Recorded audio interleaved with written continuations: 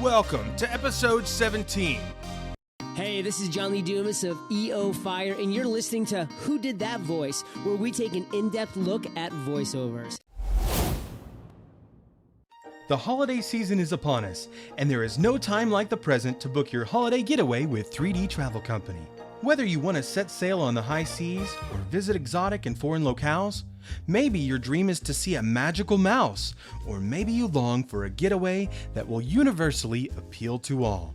For a limited time, my listeners receive a Disney gift card with qualifying Disney vacation purchases booked and traveled by the end of 2016.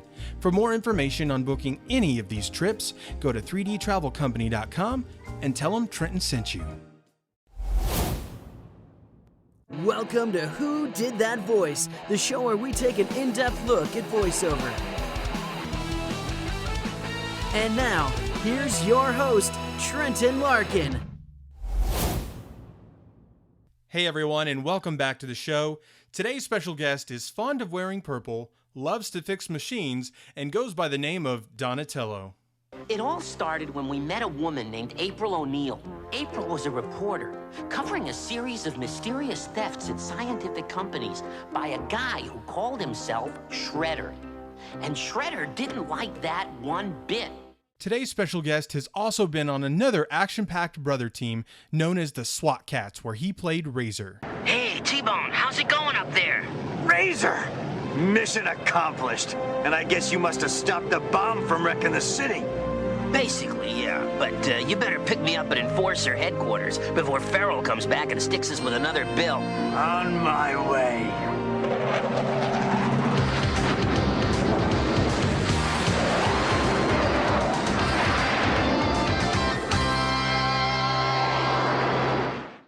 Our special guest has had an amazing opportunity to voice a character for the last 35 plus years, and it has now become a household icon that everyone knows, the Nesquik Bunny. Here's one of the original commercials that aired back in the 1970s and 80s.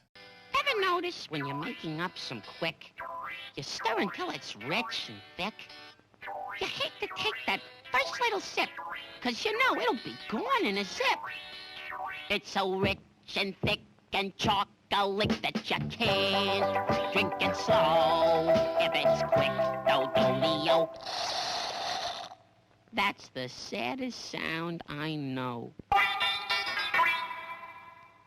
Now sit back, relax, and enjoy the show. Hello everyone, and welcome to another episode of Who Did That Voice? Today on the show we have a very distinguished guest from down under the sewers, Barry Gordon. Barry, how are you doing today, sir?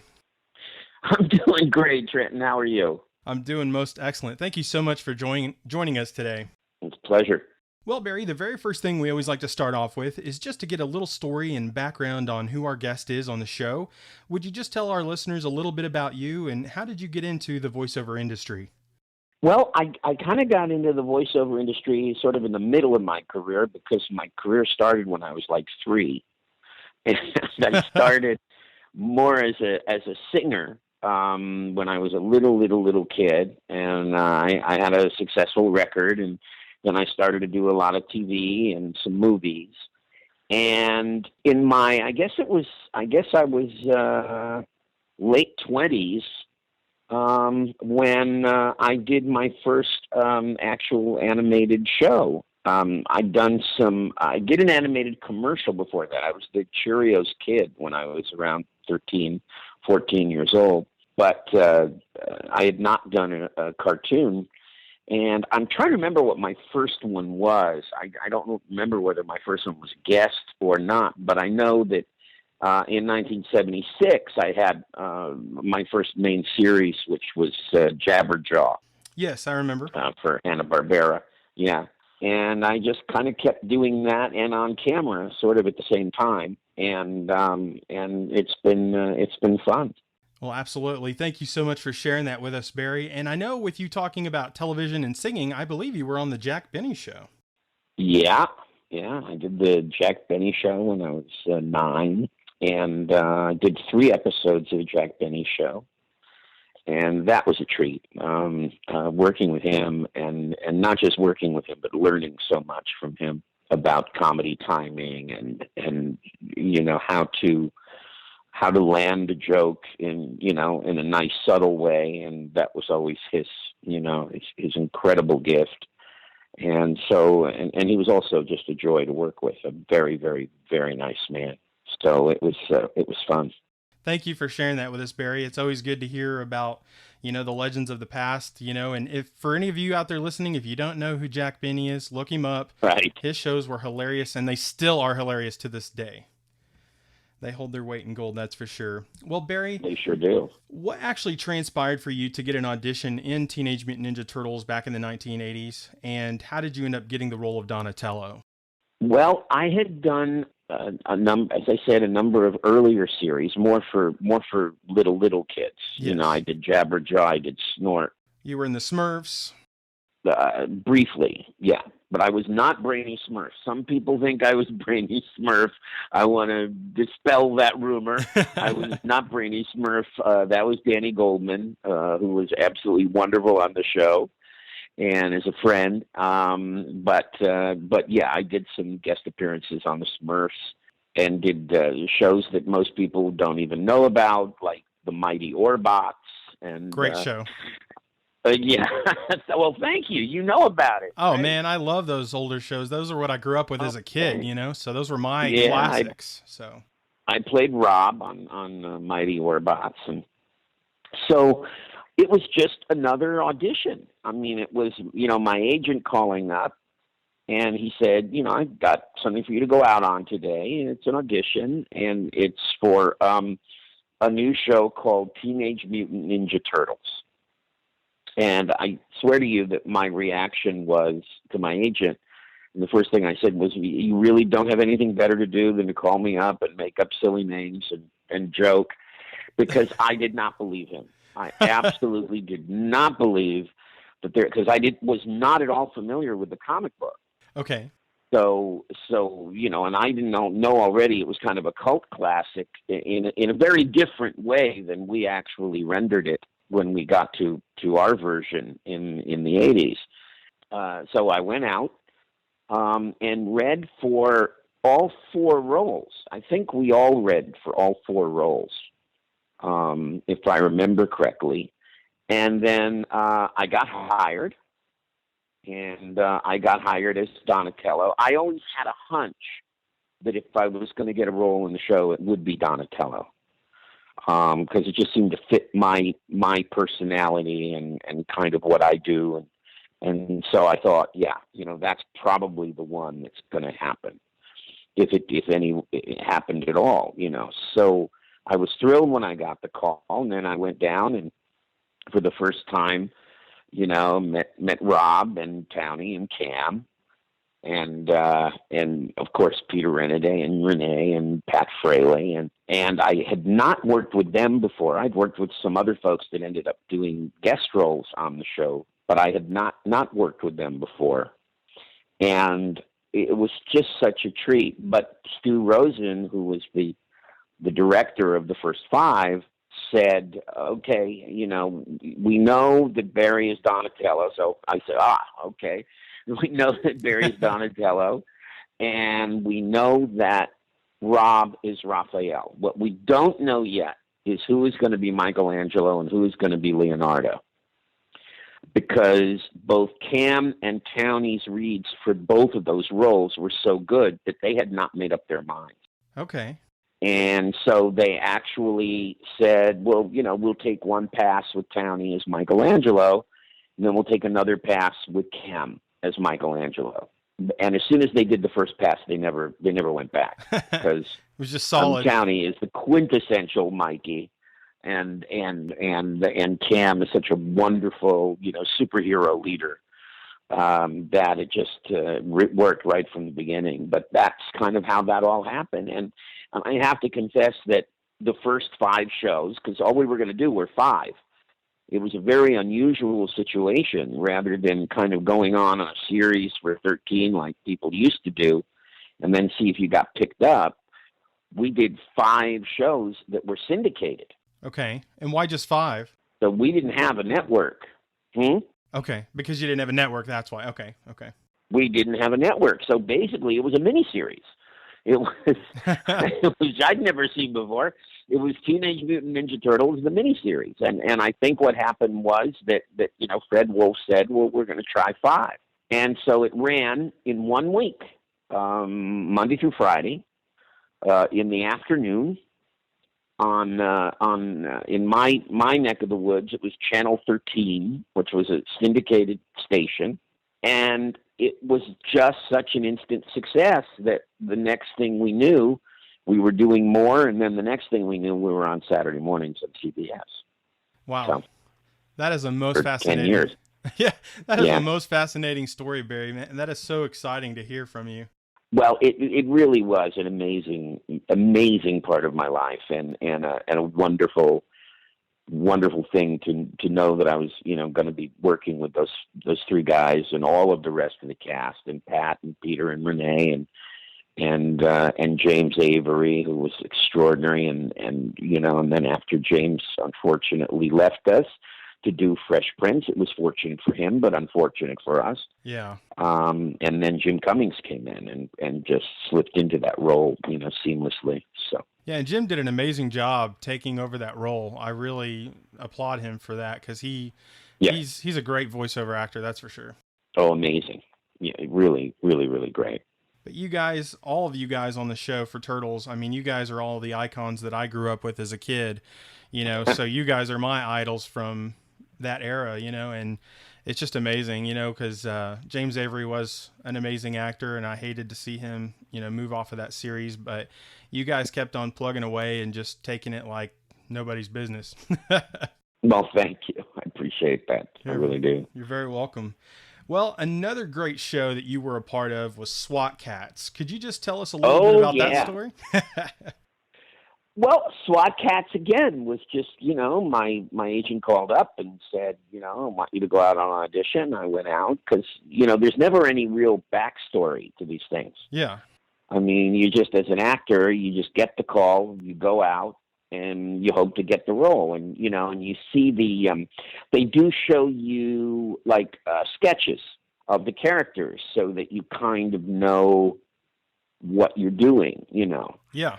And I tried a few things, but they kind of decided, they kind of settled on, they didn't want me to change my voice that much. Yeah. For Razor, which I was a little surprised, but they really didn't want me to. So, so basically I just, kept it down here more and, added some gravel to it. And that became Razor, and a little tougher, than Donatello, as far as attitude was concerned. He was kind of all business and but still, they gave him a really good sense of humor, and the chemistry with Charlie was wonderful. And gosh, we had such a great cast on that show, the late, amazing Gary Owens. Yeah. And Tress, McNeil. I mean, we just had an amazing cast on that show. Yeah, you and Charlie played off of each other so well. Like, I mean, you have the brother concept down well with the Turtles and SWAT Cats. Well, yeah, I know, and I have to believe that helped. I mean, I have to believe, since SWAT Cats came after, that kind of relationship, was really something that I was able to bring to the role, because I'd been doing it for so many years. Absolutely.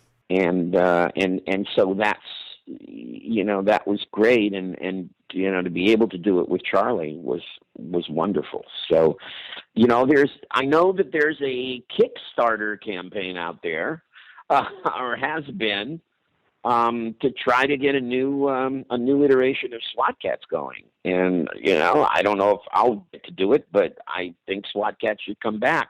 I just came back from the Tampa Comic-Con. I mean, it was amazing to me how many people talked to me about SWAT Cats.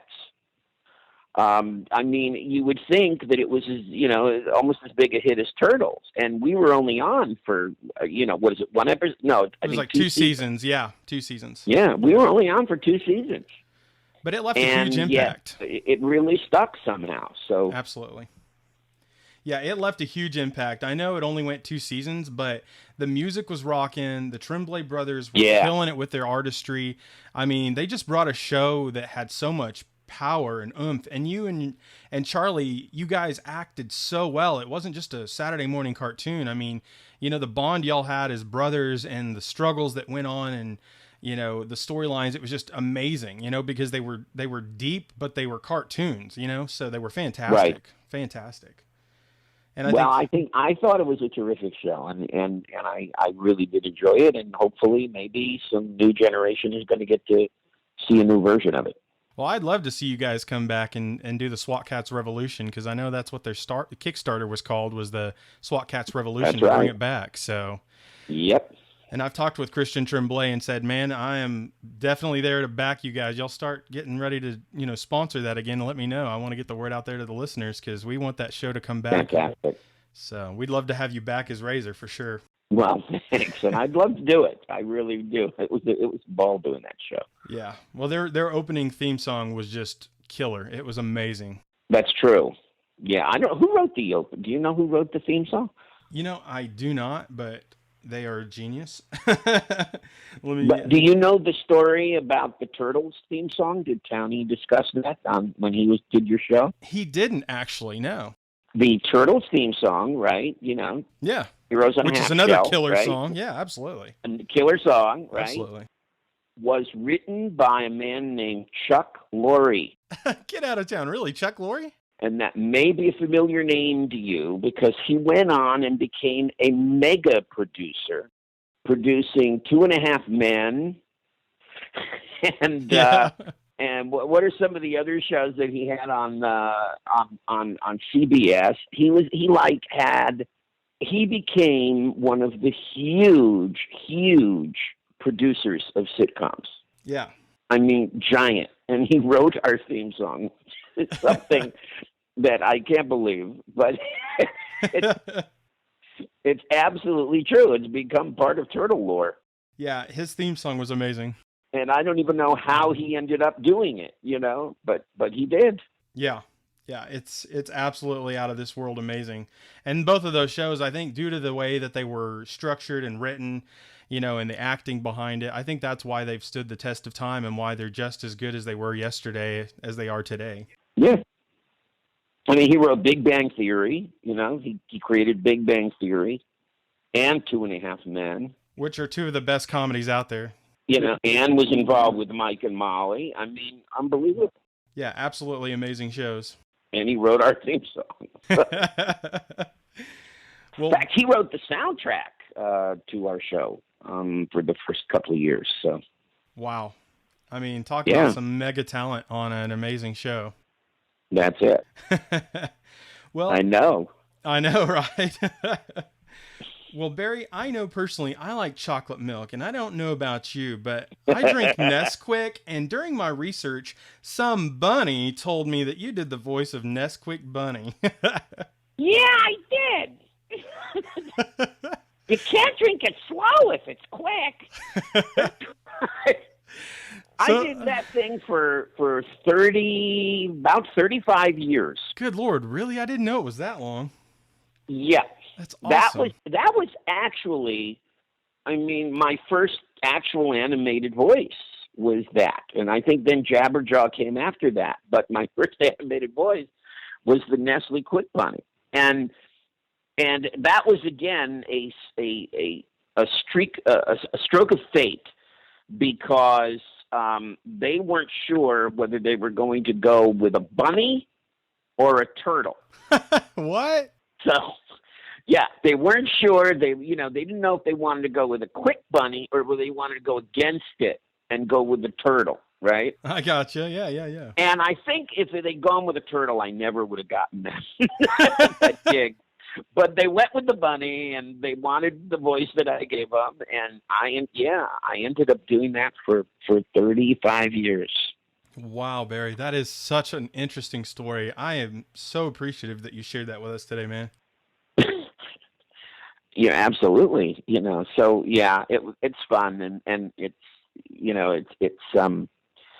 It's been a hit at the Comic Cons too. Oh, People talk absolutely. about the Quick Bunny. Oh yeah, okay, do the Quick Bunny. Well, I mean, growing up, your voice was so distinct because when I listened to SWAT Cats and when I listened to Turtles and even hearing the Nesquik commercials as a kid, I was very quick to say those voices are very similar or something's catching my ear about that. And that's kind of where the "Who did that voice come from?" That led to my show name. And it was just, I was very astute when it came to hearing voices and going, hey, that's the same voice. And I grew up with you guys on the Turtles and with you on SWAT Cats and Nesquik. And your voice was just one of those voices that definitely every time you hear it, you snap to it or pretty close to it, because sometimes your variations can make it a little bit harder to determine, but you have one of those distinct voices that it's like, that's Barry Gordon. Yeah, well, I don't know what you mean by that. One of those iconic voices that I grew up with, Bebop. Yeah, right. Except for that one, Bebop sounds threw a me. little bit different, but Dude, that is stellar. Thank you. No, it's frankly, I call myself the man of the many voice because I can't do what those guys do. Yeah. I mean, they sometimes will do voices and you don't even know how that's coming out of their body. Yeah. I mean, one of the classic people with that is Pat Fraley, who who creates a voice like Krang? I mean, who imagines that? Who has that unbelievable imagination? Absolutely. And Rob does, and County and people like, Mullen Marsh, and, so many Jess, I mean, Charlie, there are so many incredible voice talents. And I just feel that I was just lucky. I mean, I'm incredibly lucky because there are certain roles where people basically say, we want that voice, and then I do a little variation on it and make money that way. I mean, that's lucky, that's amazingly lucky, but it's not easy for me to disguise my voice. But I guess the other side of that is it's not easy for people to copy my voice. Very true. So when people try to voice match it, they've had problems because I don't know why, but it's just I guess it's something that I was born with and have gotten to use and just been blessed. So fortunate that I've been able to do this stuff. Well, it's called You Have an Ultra Unique Voice. Thank you. I appreciate that. You're very welcome. I appreciate that. Well, I know you actually got to work on the Jetsons in a few different episodes, and one in particular was called Smash, where you played a mechanic. Did you get to work closely with some of the main cast, or how did that all work out for you? I'm trying to remember. That was a long time ago. When was that?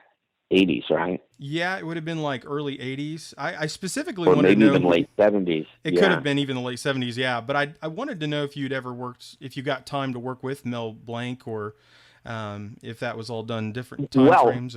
Well, okay. I worked with Mel Blanc on the Jack Benny show.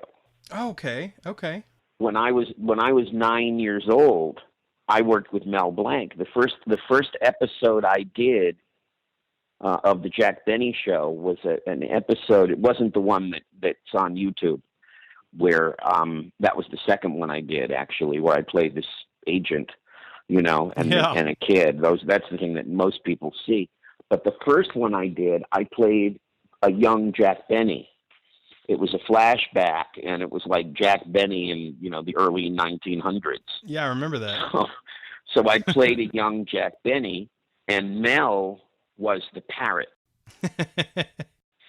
So he was the parrot. If you ever see that episode and listen to it, Mel is the parrot. And Mel did a lot of work on Benny. He did a lot of work on the Jack Benny show. So that's when I first met Mel. Wow, what a treat. I don't think I ever did cartoons with him because I never did Looney Tunes. Okay. Well, he was Mr. Spacely on the Jetsons, and that's why I asked. But he was Mr. Spacely, and I don't think I was in that scene. Okay. And I didn't know if y'all trying did to it remember all. Yeah, I'm trying to remember who I worked with. I definitely worked with Dawes. Okay. Dawes Butler. What was Dawes like? Oh, fantastic! Just a great man. He was fantastic. And June Foray. I mean, these are people that are just. I mean, they're Da Vinci's at Yeah. what they do. I mean, they're just. They turn cartoon voicing into an art that is so amazing. And I had worked in another capacity with I hope I get his name right, but with Alan Reed, Okay. who was Fred Flintstone. Oh, no way. So I'd worked with him, but it's so weird. I mean, like I was looking at something the other day, and I had done a cartoon. I mean, you literally forget what you do. It's sad, but you do. And I remembered I did a cartoon for Hanna-Barbera again called Gravedale High, and I couldn't remember who the lead was. I was like, the supporting guy, and I could not remember who the lead was, and it was Rick Moranis. Oh, wow. Yeah. So. And then I was looking, like we were out to dinner, and we were just looking at the cast list of these people, and I'm a big musical theater junkie. And so like George Hearn was one of the people who was Sweeney Todd on Broadway. And you look at, when you think about the people that you get to work with, it's really mind blowing. It really is. And because I remember, that guy that did Graysdale was terrific. And yeah, it was Rick. So the memory goes after 40 years or so. Well, I understand there's a lot. I'm the senior citizen among the Turtles, so I've got a few years on the other guys. Well, you sound just as young as ever, Barry. Thanks, Denton. I appreciate that, too. You're very welcome. Very welcome. You still sound like the turtle I grew up with, man. Oh, well, Barry, I know that you also were actually the president of the Screen Actors Guild, and I know you're credited as being the longest running one. What was it like, and what kind of responsibilities did you have as the president of SAG? Well, I don't want to blow it up too much, because the president of SAG, is not like you don't go into the office necessarily every day. Yeah. Because you've got a wonderful staff, you've got an executive director, and you've got huge departments with employees. Yeah. And you're not running the guild. Okay. It's sort of a political position, and because it's a volunteer position, so it's a political position that you run for. And yeah, I was the longest president. Up until then, Charlton Heston and Ronald Reagan had been tied. Okay. And I beat them. Bragging rights and shocking, but true. I did. Wow, that's awesome.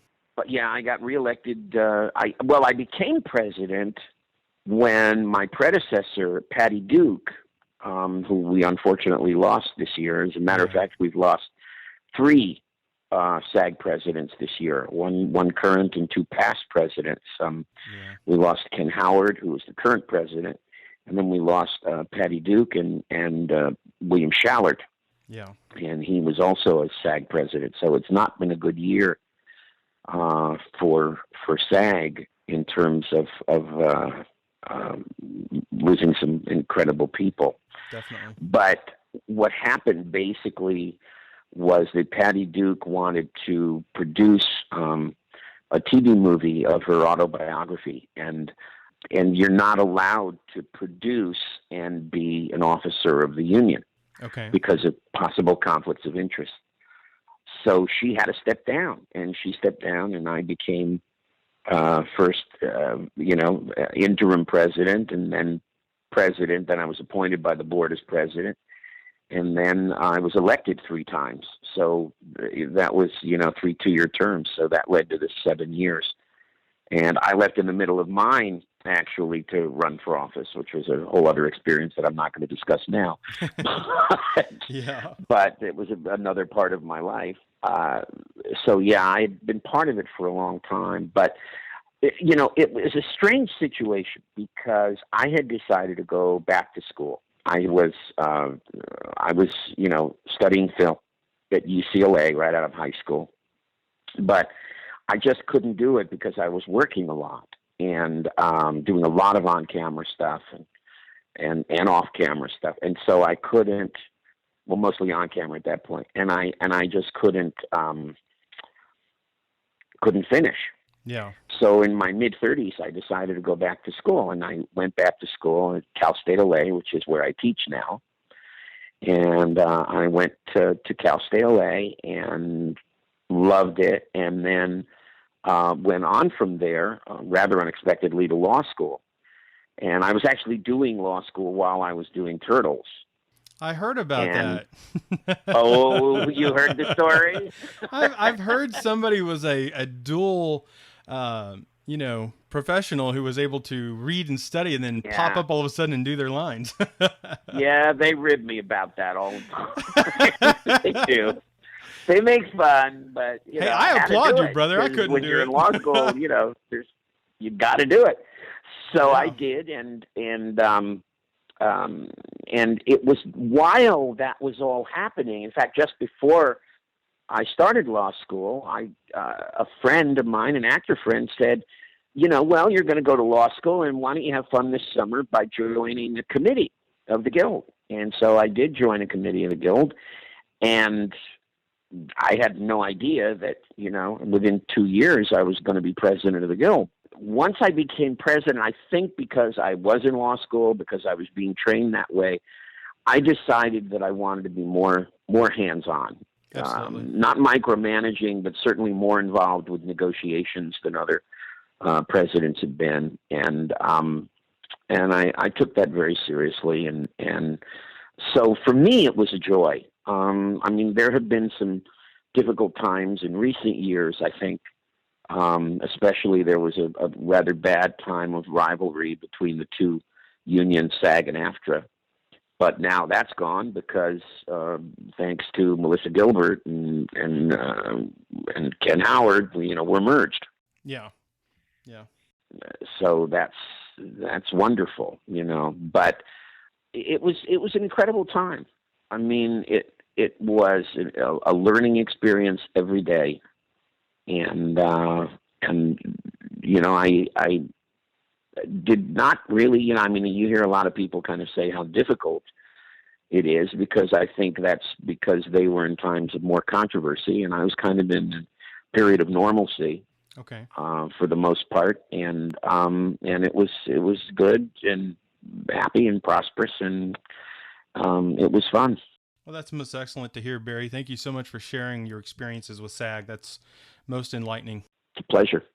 Well, Barry, what kind of advice would you give to somebody who might be interested in pursuing a voiceover career?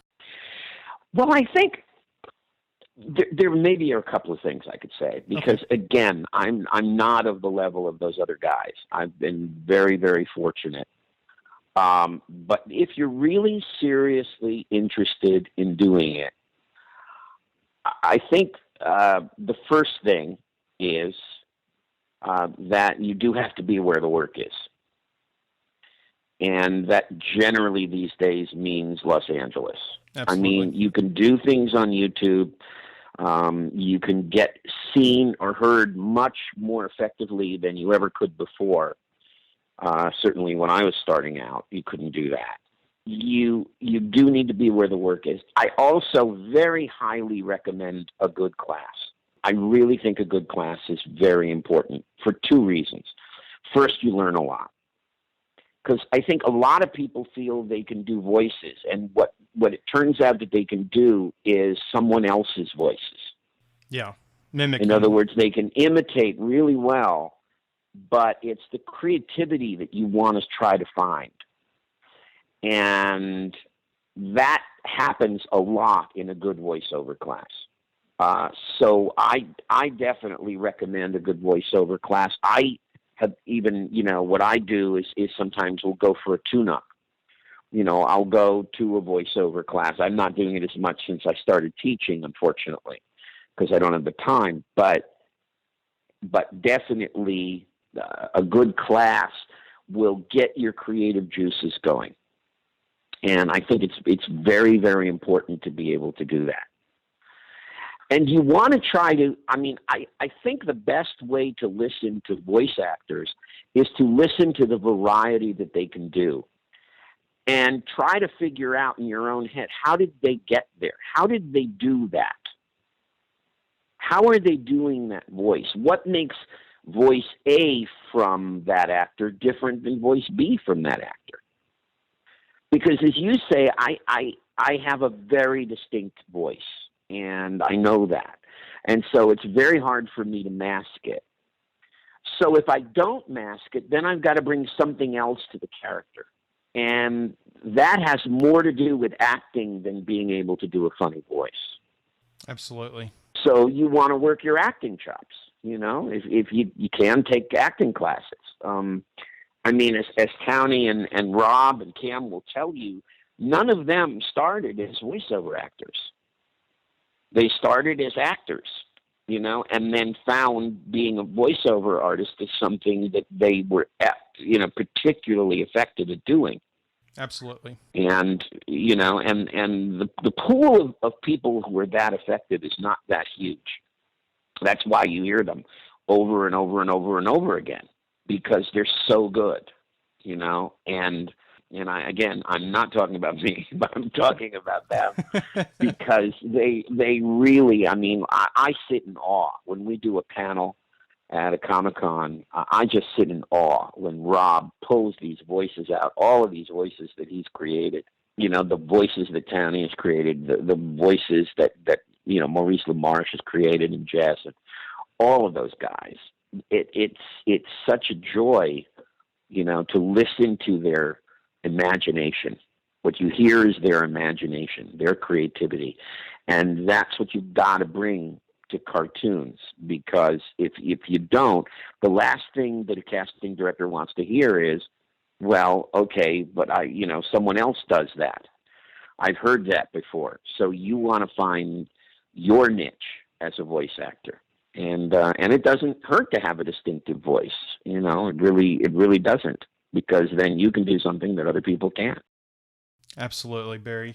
And I want to thank you for thinking of me and letting me chat with your folks for a while. Absolutely. It's been my pleasure, Barry. I do have just one final question for you. Okay. And the last question I have for you is, what is the legacy that you want to leave behind? Oh, that's a really good question. That's a really good question. A legacy I want to leave behind. I guess, first of all, I don't think that much in those terms.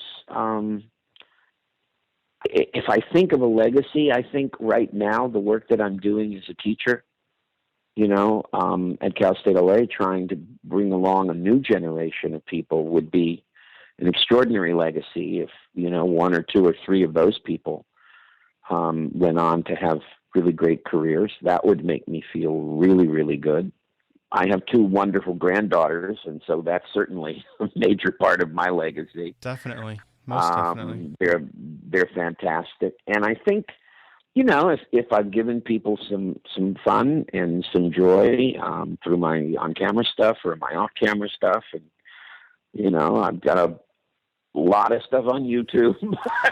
That'll be a legacy to a certain extent. Definitely. Most definitely. I think that we go into this, because we want to give people some pleasure, Absolutely. some escape. It's not deep stuff. We're not curing cancer, and we know that, but so I guess that's why I don't think as much, of a legacy. But, I think that I've had an extraordinarily fun life and time, and I want to continue that for some time to come. And I think I'll be very happy. And what does surprise me is the legacy, though, the Turtles has left. Yeah. I will say that I've heard some of the most touching stories about how that crazy cartoon show has affected people and affected people's lives, and I'm always shocked when I hear that. but I can't deny it, anymore, because I've met way too many people who have really said, people that have gone into computers, or I met a lady yesterday who went into environmental science because of watching Donatello on Teenage Mutant Ninja Turtles. Wow. And, wanting to be the brainy person, and realizing that brainy is cool. And so I mean, it's astounding to me how that's affected people. And so I guess that is a legacy. Most definitely. I agree. Well, thank you so much for sharing that with us today, Barry. It has been an absolute pleasure. And thank you so much for joining me on the show today. It's been a lot of fun. Thanks, Trenton. And I'll be chatting with Rob and Cam, because I don't think they've done your show yet, huh? No, sir, they have not, but it would be a pleasure to have them as well. I have a feeling you'll be able to do that. Well, Barry, it has been an absolute honor and pleasure to have you on the show today. Would you please just give us 2 special closeouts today? The first from Teenage Mutant Ninja Turtles is both Donatello and Bebop, and the second from SWAT Cats is Razor.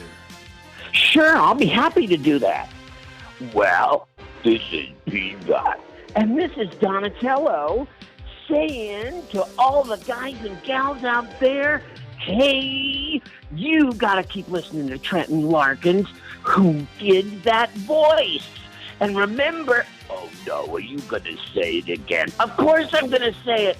Turtle power! No. Hey, this is Razor from SWAT Cats, telling everybody to be sure to tune in to Trenton Larkins' Who Did That Voice. What a cool show. And stay radical. Hey everyone, I hope you enjoyed today's Turtle-rific episode with Barry Gordon, the original voice of Donatello and Bebop from the Teenage Mutant Ninja Turtles. And if you did, stop on by my Contact Me page at whodidthatvoice.co, or stop on by our Facebook page. Just search it with Who Did That Voice. I'd love to hear from you there as well. Hey you guys, we have an amazing new team up this week with 80tees.com. That's 80stees.com. These guys are donating a Teenage Mutant Ninja Turtles sweatshirt for this giveaway this week. We are so grateful to them for being generous enough to donate and partner with us on this show. It's such an honor. Guys, you've got to go to their website, 80stees.com. You get officially licensed retro movie, TV show, cartoons, and video game t-shirts. You don't want to miss this website. It is super fantastic. Head on over there today and send a message. Let them know Trenton sent you.